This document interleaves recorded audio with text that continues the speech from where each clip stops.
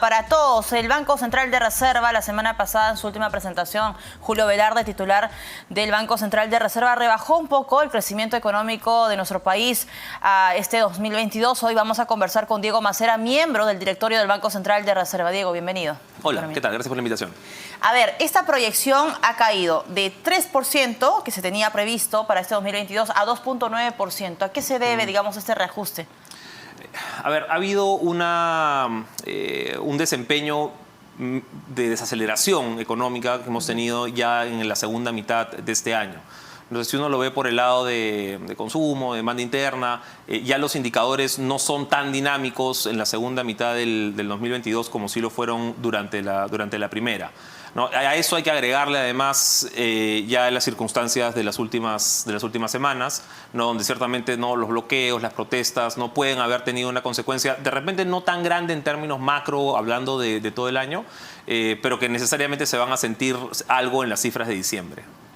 A ver, entonces esos bloqueos que estamos viendo, la ola de violencia, saqueos y demás que impacta al tema de los alimentos, el tema de aeropuertos, turismo, ¿se va a ver todavía en enero, febrero del próximo año? O sea, la cifra no, está impactando hoy, ¿no? Está impactando claro. hoy y va a impactar en la campaña navideña, ¿no? que está hoy día en marcha. No, pero la cifra final de cuánto efectivamente ha impactado la vamos a tener todavía hacia febrero, o sea, cuando podamos leer la data hacia atrás. ¿Y te refieres al tema de la percepción de inversión privada? O sea, hacia adelante, ¿no? El problema que estamos teniendo hoy día, muy posiblemente se va a manifestar en algo de pérdida de confianza, ¿no? sobre inversión. ¿No? Ahí, de nuevo, los factores son un poco complicados de leer, ¿no? Porque por un lado has tenido cambios políticos muy fuertes, muy rápidos en la última semana, ¿no? Además aparejados con esta ola de violencia. Entonces creo que hay que esperar un poco a que se asiente el polvo, ¿no? Y ver cómo salimos parados de esta. ¿No? Y lógicamente, ¿no? Durante el 2023 hacer las reformas que sean necesarias, no tanto de la parte política como económica, para tener un mejor año de lo que fue este 2022. ¿Cuál es el balance de este 2022? Porque ha estado marcado por el intento de golpe de Estado del presidente, cambios constantes en los ministerios, que en algún momento recuerdo que Julio Velarde, en una de las pocas conferencias que da, criticaba, ¿no? De no poner perfiles adecuados en lugares que son claves. Sí, hemos tenido una rotación demasiado alta de ministros, ¿no? Todo el mundo lo sabe. No hemos tenido, digamos, de pasar en gobiernos anteriores, donde el ministro promedio duraba aproximadamente un año y medio, ¿no? Unos 18 meses en el puesto. Ahora, durante este último año y medio, hemos tenido un promedio ministerial de más o menos 5 meses. ¿Ya? Entonces, y eso, digamos, solamente para hablar de rotación, ¿no? Más allá de la parte ya de perfil, idoneidad y competencia dentro del puesto. Eso solamente hablando de rotación. Entonces, claramente, durante el 2022 hemos tenido varios de esos problemas y que se han reflejado en indicadores que se pueden medir perfectamente, ¿no? Uno de ellos, sin ir mucho más allá, es la ejecución del gasto público del gobierno nacional, ¿no? Que si uno resta reconstrucción con cambios, ¿no? Que era de lo que mejor avanzaba, ¿no? Si uno resta esa parte, ¿no? La ejecución en realidad de los ministerios fue bastante mala durante este año, a pesar, ¿no? De que ya era un segundo año de gobierno y de todas las necesidades, ¿no? Que había por cerrar, ¿no? En términos de salud, educación, etcétera, etcétera. Un poco para que los televidentes puedan entender, entonces, ese crecimiento económico del 2022 ha estado marcado por esa crisis política que no lo ha dejado avanzar, que lo ha estado estancando, que ha sido una piedra en el zapato. Yo creo que el 2022 debió ser un año en el que el Perú pudo haber crecido bastante más. Vamos a cerrar el año, ¿no? En 3%, 2.9%. ¿Cuánto se debió crecer? Mira, con el precio del cobre como estuvo sobre todo en la primera mitad del año, ¿no? El Perú debía haber estado en condiciones de crecer sin demasiado problema al 4,5%, 5%. ¿No? Colombia, nada más para no irnos muy lejos, ¿no? Colombia está creciendo este año más del 7%. ¿No? Entonces, creo que había las condiciones para poder generar más inversión, recuperar además el nivel de ingreso de los peruanos, que aquí vale la pena mencionar, para la familia urbana promedio, ¿no? Los ingresos reales, ¿no? Lo que efectivamente puede comprar de su bolsillo, están por debajo de lo que teníamos en el 2019, en prepandemia, ¿no? Ya pasaron pues 3 años, ¿no? Y todavía no recuperamos la capacidad de consumo que se tenía antes de la aparición del COVID. Entonces, una parte tiene que ver lógicamente con inflación, ¿no? Eso es lógico, Pero la otra tiene que ver con un mercado laboral que todavía no llega a ser suficientemente dinámico y absorber a la cantidad de trabajadores que quisiéramos que absorba. ¿Y eso se va a reflejar el próximo año? Es decir, vamos a tener todavía un escenario laboral, un mercado laboral resentido, vamos a ver más informales que formales el próximo año. Mira, nos hemos estancado en niveles de informalidad más altos de los que teníamos en el 2019, ¿no? Y no parece, por lo menos en la trayectoria de los últimos trimestres, no parece que estemos mejorando la situación. ¿No? El mercado laboral, si bien está incorporando a algunas personas adicionales, ¿no? Mucho de este nuevo empleo se da en empresas o informales, o son condiciones de subempleo, o son empresas muy pequeñas que pagan salarios relativamente bajos, ¿no? Entonces, aquí todavía hay una tarea bien grande, ¿no? Que es donde realmente más le afecta a la gente, que es en el trabajo, ¿no? Para recuperar la calidad de empleos y de ingresos. Y eso pasa necesariamente por mejorar las condiciones para inversión. O sea, si no tenemos mejores condiciones para inversión, es imposible que se recuperen esos salarios. ¿El sector, los inversionistas nos siguen mirando con desconfianza? ¿Cómo va a ser el próximo 2023? Hay un balance, ¿no? O sea, creo que el Perú, digamos, dentro de todo, es uno de los países con la mayor solidez macroeconómica de la región, de repente junto con Chile. O sea, si uno mira ¿Pero nos va a durar eso? tipo de cambio, esa es una buena pregunta, ¿no? A ver, pero si uno mira tipo de cambio, si uno mira inflación relativa, no sé, grado de inversión, porcentaje de deuda pública, la variable macro que tú quieras, el Perú está todavía dentro de los top de Latinoamérica. El problema es un poco lo que mencionas tú, ¿no? Las fortalezas no duran para siempre, claro. ¿no? No importa. O sea, ¿En qué momento empieza a ceder? Esas fortalezas hay que cuidarlas, ¿no? Y hay que preservar, y esto es lo que estamos poniendo en riesgo acá, hay que preservar la institucionalidad del país. Hoy estamos jugando con abrir pues, con puertas que luego pueden ser bien difíciles de cerrar. ¿Un adelanto de elecciones puede ser?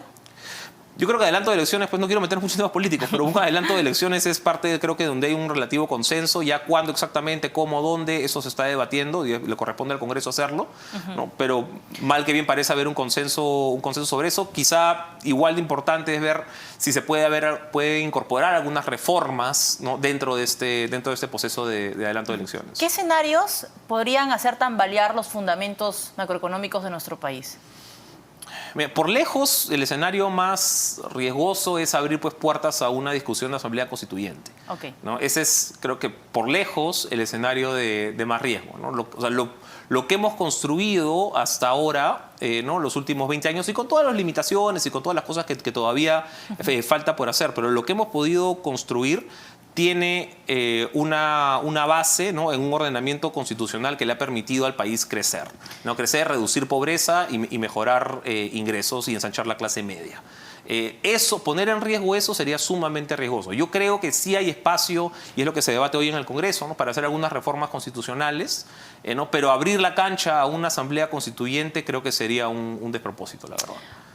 Ahora, y probablemente muchos hogares que nos están viendo a esta hora de la tarde están un poco preocupados porque nos dicen, mis ingresos todavía no superan el del 2019, todo lo que gano pues prácticamente me lo gasto en el mercado porque hay una inflación por encima del 8% y el temor de Julio Velarde justamente era bajar ese nivel de inflación pero estancarnos en el 4%. ¿Cómo es esta mirada o qué condiciones, digamos, podrían existir para revertir y se llega al rango de 1 y 3%? Sí, la expectativa es a nivel global que la inflación empiece a ceder ya sobre todo a partir de digamos, marzo, abril del próximo año. No, eso en general, si uno ve los precios a futuro, no, si uno ve lo que los mercados están esperando, que los bancos centrales esperan, no solamente en el Perú, sino en el resto del mundo, la inflación debería empezar. Acá nadie tiene una bola de cristal, ¿no? Lógicamente, no sabemos qué va a pasar con China, no sabemos qué va a pasar con la guerra con Ucrania y Rusia. Entonces, digamos, no tenemos bola de cristal, pero la expectativa es que los precios empiecen a ceder hacia entre el primer y el segundo trimestre del próximo año. En el Banco Central se espera llegar al 3% de inflación, que ya está dentro del rango meta, ¿no? El rango meta es entre 1 y 3%, ¿no? Para llegar al 3% hacia finales del próximo año.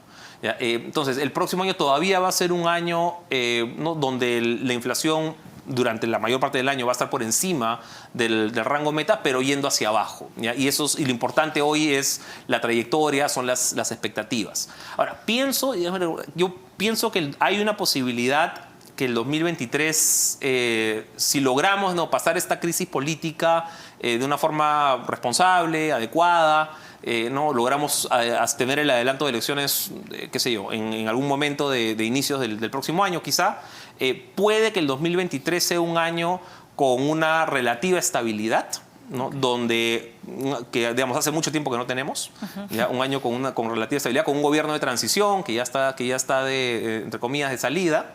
Y eso podría motivar de repente de nuevo alguna confianza adicional en la economía peruana que ha estado en tramo negativo desde hace ya un año y medio. Exacto. Y para cerrar, Diego, el Banco de América ha advertido que la segunda mitad del 2023 la economía va a empezar a caer y entraríamos a una recesión técnica. ¿Esto es así? O sea, en Estados Unidos, no en Perú. Y en Perú me parece que Burneo también había declarado en algún momento. Sí, a ver.